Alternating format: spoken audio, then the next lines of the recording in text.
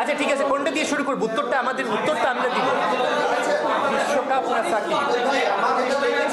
আচ্ছা ভাই ভাই প্লিজ আপনি বলেন, বিশ্বকাপ না সাকিব? আচ্ছা সাকিব নিয়ে শুরু করুন। আচ্ছা আচ্ছা ঠিক আছে ওকে আচ্ছা, আমাদের বোর্ডের থেকে আপনারা আগে বিবৃতি শুনেছেন যে বিশ্বকাপে আমরা সরকারের আমাদের সিকিউরিটি রিপোর্ট প্লাস হচ্ছে আমাদের বোর্ডের মন্তব্য আপনি শুনেছেন যে বিশ্বকাপে ভারতে খেলা আমাদের জন্য সেফ না, এটা আপনারা শুনেছেন। আমরা আইসিসিকে রিকোয়েস্ট করেছি শ্রীলঙ্কায় আমাদের খেলা স্থানান্তর করার জন্য। তাদের সাথে আমাদের একাধিক দফা মিটিং হয়েছে, ওনাদের রিপ্রেজেন্টেটিভ আমাদের এখানে এসেছিলেন, সেখানে সরকারের উচ্চ পর্যায়ের প্রতিনিধিও উপস্থিত ছিলেন। তারা তারপরে জুম মিটিং হয় এবং আইসিসি বোর্ডের সিদ্ধান্ত জানিয়ে দিয়েছে যে আমাদের খেলা স্থানান্তর করবে না। ভারতে আমরা খেলতে যাব কি না আমাদের অ্যাজ ইট ইজ এই ফিক্সচার অনুযায়ী খেলতে হবে, কিন্তু তারপরও সরকার তাদের ক্যাবিনেট মিটিং ছিল যেদিন আমাদেরকে আইসিসির থেকে বোর্ড মিটিং হয় তার পরের দিন, ওখানে সিদ্ধান্ত আসে। সিদ্ধান্তে ক্লিয়ারলি বলা হয়েছে যে আমাদেরকে ওই ফিক্সচারে যদি পরিবর্তন না হয় ভারতে যে আমাদের দল অংশগ্রহণ করতে পারবে না, এটা সরকার থেকে সিদ্ধান্ত জানিয়ে দেওয়া হয়েছে। ওটার পরে আমরা পরবর্তীতে আইসিসি বলেছিল 24 ঘন্টার মধ্যে রিপ্লাই করতে, আমরা তাদেরকে আবারও জানিয়েছি বিনয়ের সাথে যে এই ফিক্সচার অনুযায়ী আমাদের পক্ষে খেলতে যাওয়া সম্ভব না। মনির ভাই যে কোয়েশ্চেন ছিল যে এরপরে আমরা কি করব, আমরা আইসিসির বোর্ডের সিদ্ধান্তই মেনে নিয়েছি, যেহেতু আইসিসি বলেছেন যে আমরা খেলতে যেতে পারবো না বা শ্রীলঙ্কায় আমাদের খেলা স্থানান্তর করতে পারবে না, সেই ক্ষেত্রে আমরা ভারতে যেয়ে আমরা খেলতে পারছি না, আমাদের স্ট্যান্স ওখানেই আছে। এখানে আমাদের আর আলাদা কোনো আরবিট্রেশন বা কিছুর মধ্যেই আমরা যাচ্ছি না। এবার আমাদের এখানে ইন টার্মস অফ কোয়ান্টিটেটিভ যদি আমরা বলি, প্রায় 80 থেকে 82% খেলার মধ্যে যে দুর্নীতিটা হয় ওটা রোধ করা গিয়েছে। কীভাবে? এটা হচ্ছে সে তথ্যটা নিয়েছে বিকজ হচ্ছে বেটিং সাইট বা বেটিং মার্কেটের ওখান থেকে বিভিন্নভাবে এই জিনিসগুলো হাউ ইট অপারেটস তারা বলতে পারবে, এক্সপার্ট তারা, তো ওখানেই তারা ডেটা ওয়াইজ ওখান থেকে পেয়েছে যে এটা রোধ করা গিয়েছে। আর আরেকটা ইম্পর্টেন্ট জিনিস ছিল হচ্ছে পিএমওতে ফোনের ব্যবহার। গতবার আপনারা জানেন যে ফোনের অ্যাক্সেস থাকলে অনেক কিছু হয়তো করা সম্ভব হতে পারে। এবার ফোন যারা ছিল ডেজিগনেটেড পার্সোনাল ইউজ করার জন্য, ফোনটা ওখানে এসিইউ রুমেই রাখা থাকতো এবং কাউকে যদি ফোন ব্যবহার করতে হতো তাদের সামনে ওখানে বসেই করতে হতো। সো এভাবে যতটুকু পেরেছেন তারা রোধ করেছেন। তো ইনশাল্লাহ আগামীতেও এই প্রক্রিয়া চলমান থাকবে। বিশ্বকাপ ইস্যুতে চলে আসি। আমাদের আগে থেকেই যেহেতু সরকারের সাথে আমাদের কথা হয়েছে, সরকারের পক্ষ থেকে বলা হয়েছে ভারতে যে বিশ্বকাপ খেলা আমাদের জন্য নিরাপদ না, আমাদের খেলোয়াড়, সাংবাদিক বা আমাদের খেলোয়াড়দের সাথে যারাই যাবেন এন্টায়ার বহর বা কন্টিনজেন্টের জন্য। তো সেই ক্ষেত্রে আমরা রিকোয়েস্ট করেছিলাম শ্রীলঙ্কায় আমাদের খেলাটি স্থানান্তর করার জন্য, বাট আইসিসি সেটাতে সাড়া দেয়নি। বেশ কয়েক দফা মিটিং করার পরও চেষ্টা করেছি আমরা।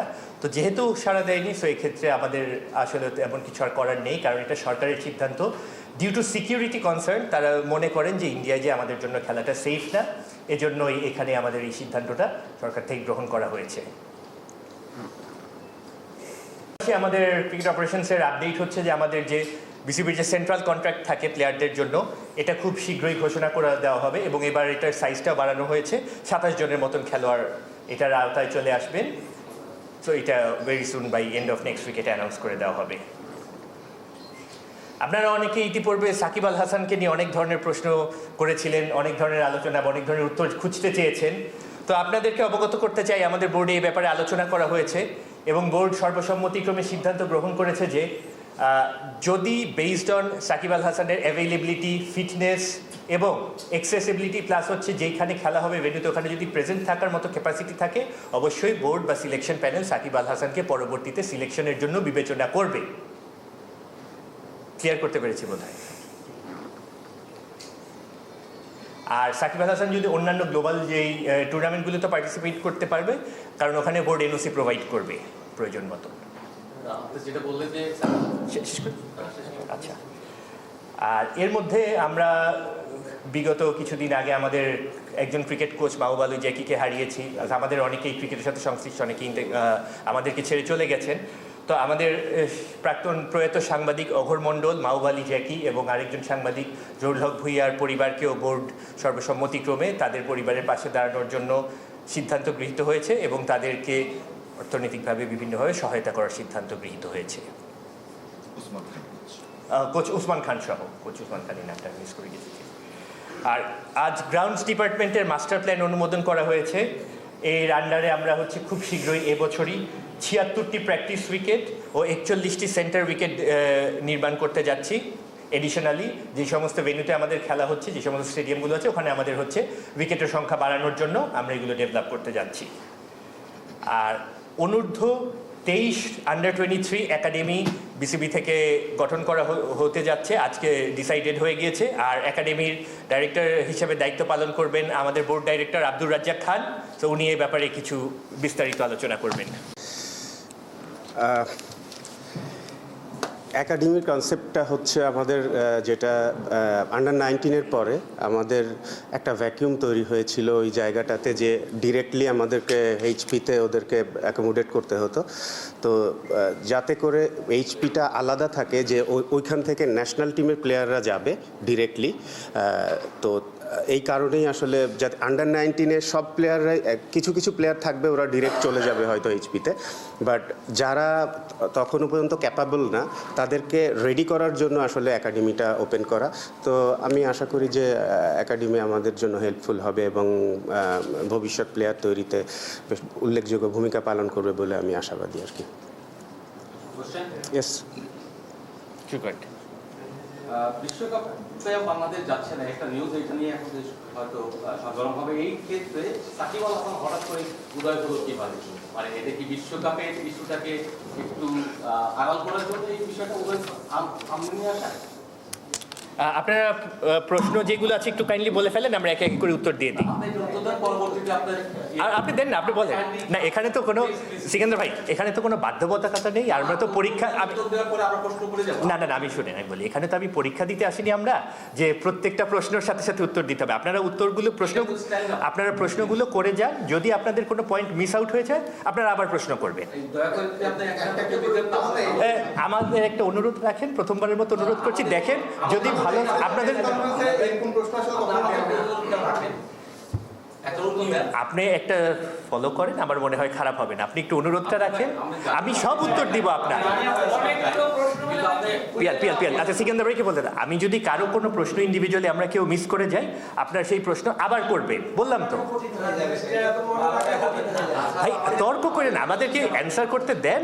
যদি না হয় আপনারা আবার কোয়েশ্চেন করবেন। আপনাদের তো কোনো ইয়ে নাই, আমরা তো বলতেছিলাম যে না ঠিক আছে। আচ্ছা, এই সিকান্দার ভাইয়ের প্রশ্ন পাইছি তো। আচ্ছা, নেক্সট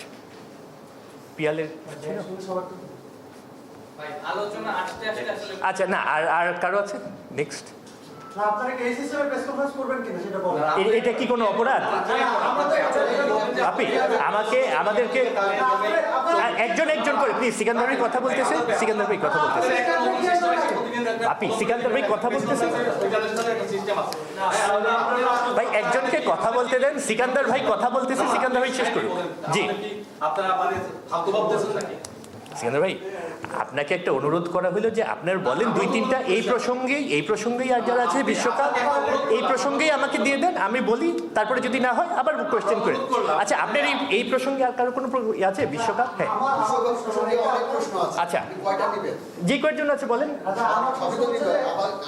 জি, আচ্ছা, আবার করবেন। হ্যাঁ, জি, আমি স্পেসিফিকলি জানতে চাই যে সাকিব আল হাসানের অ্যাবিলিটি বলতে আপনারা কি বুঝেছেন, যেটা এতদিন ছিল না এখন আছে। মানে এটা কেমন যে বিদেশে এখন খেলা হলেই সাকিব আল হাসান খেলতে পারবেন? বিদেশে বাংলাদেশ ছাড়া সব দেশেই তিনি অ্যাভেলেবল, কিন্তু সব দেশেই খেলতে পারবেন? মানে এটাকে আপনি আচ্ছা, এটা বলে আর করা আছে এই দুইটা ইস্যুতে। বিশ্বকাপটা আগে বলে দেন। সাকিব বারবারই বলছেন উনি দেশের মাটিতে খেলতে চান। হ্যাঁ, এবং উনি দেশের মাটিতে খেলার বিভিন্ন জায়গায় ইন্টারভিউতে উনি আক্ষেপ বা বোর্ডের কাছে অনেক ধরনের যোগাযোগের কথা বলছেন। ওই ব্যাপারে আসলে বোর্ড এখন কি সিদ্ধান্ত নিচ্ছে, আচ্ছা কেন নিতে পারে না, এটা একটা আমার প্রশ্ন। আচ্ছা, তাহলে বিষয় সেটা হচ্ছে হঠাৎ করে সাকিব আল হাসান ইস্যু কেন আনলেন? কোনো জি, কথা হয়েছে কিনা? আচ্ছা কোনো আলোচনা হয়েছে? আচ্ছা, আর বিশ্বকাপ প্রসঙ্গে কোশ্চেন হচ্ছে, আপনারা বিশ্বকাপে খেলতে যাবেন না, আপনারা বিভিন্ন জায়গায় নক করেছেন, আইসিসির সর্বশেষ নিষ্পত্তিকরণ ইয়াতে করেছেন, সেই জায়গা থেকে আপনারা রেসপন্স পাননি, কোনো ডিনাই হয়ে গেছে। এখন আপনারা পরবর্তী স্টেপটা কি নেবেন? আন্তর্জাতিক আদালতে যাবেন কিনা, বা এই ধরনের কোনো সিদ্ধান্ত হয়েছে কিনা? আচ্ছা, আর বিশ্বকাপ আপনাদের আমলে, মানে এই বোর্ডের আমলে প্রথমবারের মতো বিশ্বকাপ খেলা হচ্ছে না, এটা কি আপনারা ব্যর্থতা হিসেবে দেখেন আপনাদের, নাকি সফলতা হিসেবে দেখেন? আচ্ছা, আর বিশ্বকাপের আর কোনো প্রশ্ন আছে? আরো অনেক প্রশ্ন হবে, আপনার আনসার। আচ্ছা, না, আচ্ছা ঠিক আছে, ওকে শুরু করি। আচ্ছা, ওকে, থ্যাংক ইউ। আপনারা তো আমরা তো একই ফ্যাটার্নিটি। আমি জাস্ট খালি আমি একটা রিকোয়েস্ট করেছি, আমাকে কয়েকটা কোয়েশ্চেন। জি জি আচ্ছা, এটা আমাদের কোনো উদ্দেশ্য না সিকান্দার ভাই, এটা যদি আপনারা মনে করে থাকেন এটা আমাদের উদ্দেশ্য না, আমরা জাস্ট খালি সুন্দরভাবে কন্ডাক্ট করার জন্য। এখন দেখেন, আচ্ছা শুরু করি। প্রথম কথা হচ্ছে সিকান্দার ভাইয়ের প্রশ্ন দিয়ে আমরা শুরু করি। সিকান্দার ভাই বলেছিলেন যে, correct me if I am রং, যে আমাদের বিশ্বকাপে আজকে আপনারা নিউজ পেয়েছেন যে বাংলাদেশ পার্টিসিপেট করছে না, এর বদলে স্কটল্যান্ড পার্টিসিপেট করছে। আর উনি এটার সাথেও লিঙ্ক করেছেন যে ঠিক আছে, আজকে হঠাৎ করে সাকিব আল হাসানের ইস্যুটা কেন আসলো, এটা কি এটা দিয়ে কোনোভাবে ধামাচাপা দেওয়ার চেষ্টা কিনা, এইটাই তো। আচ্ছা, সেকেন্ড কোয়েশ্চেন করেছেন যে বাপ্পির কোয়েশ্চেনটা ছিল সাকিব আল হাসান দেশের মাটিতে খেলতে চায়। না, আমি বলছি সাকিব বাংলাদেশ ছাড়া। হ্যাঁ আচ্ছা, না বাংলাদেশে যেহেতু আচ্ছা ঠিক আছে, ওকে আমি স্টার্ট করি। হ্যাঁ, তাহলে কোনটা দিয়ে শুরু করবো, বিশ্বকাপ না সাকিব?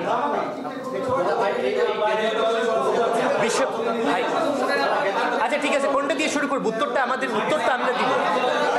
বিশ্বকাপ না সাকিব? আচ্ছা ভাই, ভাই প্লিজ আপনি বলেন বিশ্বকাপ না সাকিব?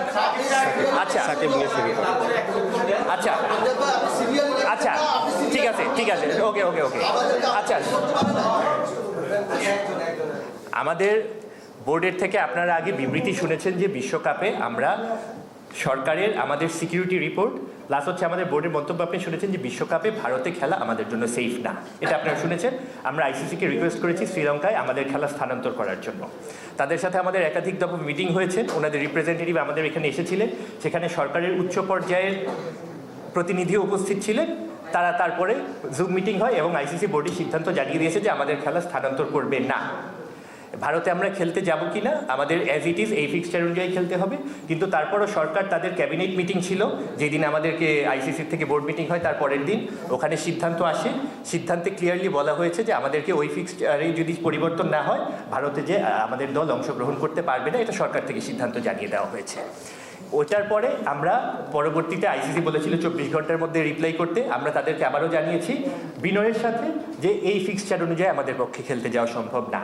মনির ভাই যে কোয়েশ্চেন ছিল যে এরপরে আমরা কি করব, আমরা আইসিসির বোর্ডের সিদ্ধান্তই মেনে নিয়েছি, যেহেতু আইসিসি বলেছেন যে আমরা খেলতে যেতে পারবো না বা শ্রীলঙ্কায় আমাদের খেলা স্থানান্তর করতে পারবে না, সেই ক্ষেত্রে আমরা ভারতে যেয়ে আমরা খেলতে পারছি না, আমাদের স্ট্যান্স ওখানেই আছে। এখানে আমাদের আর আলাদা কোনো আরবিট্রেশন বা কিছুর মধ্যেই আমরা যাচ্ছি না।